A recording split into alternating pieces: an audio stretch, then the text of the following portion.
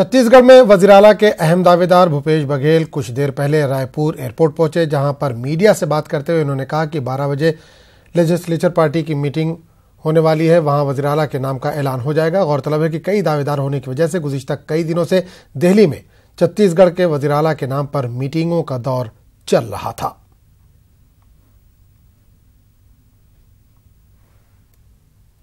एक सेकंड कल हमारे राष्ट्रीय नेताओं की बैठक हुई और अभी 12 बजे चार्टर प्लेन से आदरणीय खड़गे जी, आदरणीय पुनिया जी आएंगे।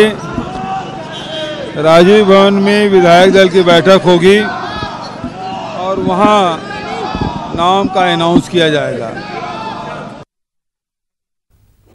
कांग्रेस लीडर पीएल पुनिया ने कहा है कि थोड़ी ही देर में छत्तीसगढ़ के वजीराला के नाम का ऐलान कर दिया जाएगा, बस राहुल गांधी की मोहर लगनी बाकी है, जो मीटिंग के बाद इस मरहले को भी तय कर लिया जाएगा। हमारे नुमाइंदे अविनाश तिवारी ने पीएल पुनिया से खास बात की। पीएल पुनिया जी हमारे साथ है। सर, आज सीएम पद का ऐलान होना है, कितने बजे तक माना जाएगा कि छत्तीसगढ़ का सीएम मिल जाएगा? 12 बजे रायपुर में सभी विधायकों को बुलाया गया।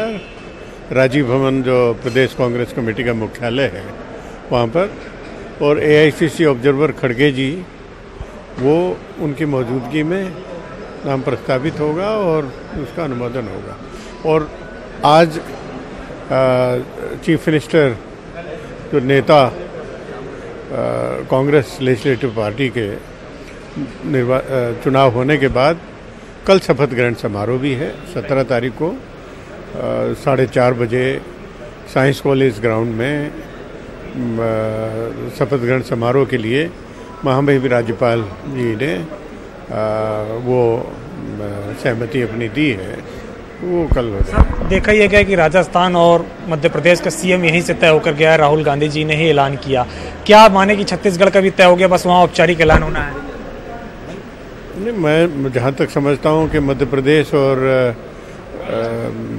राजस्थान दोनों के ही नाम विधायकों की मीटिंग में अनुमोदन हुआ है, उसी के बाद सब औपचारिकता पूरी हुई है। और राहुल गांधी जी को जब अधिकृत किया गया है सभी विधायकों ने प्रस्ताव पास करके 31 और बहुत जल्द मैं समझता हूँ घंटे 1.5 घंटे में नाम का खुलासा हो जाएगा। बिल्कुल रेनू, यहाँ पे उत्साह है लोगों में, जिस तरह से आप देख सकते हैं यहाँ पर जो समर्थक भी पहुंचे हुए आप ये समर्थक मैं आपको एक बार दिखा दूं रेनू कि जिस तरह से यहाँ पर आप देखिए बैठने के लिए पंडाल की व्यवस्था की गई है, पंडाल की व्यवस्था की गई है। उसको जो है आप देख सकते हैं कि किस तरह से व्यवस्था यहाँ पंडाल की व्यवस्था की गई है। तो ये पूरा नज़ारा जो है आपको आप देख सकते हैं किस तरह से नज़ारा है। और ये रेनू जी आप कुछ सवाल कर रही थी, विकास जी से सवाल करने के लिए ये आप देख सकते हैं कि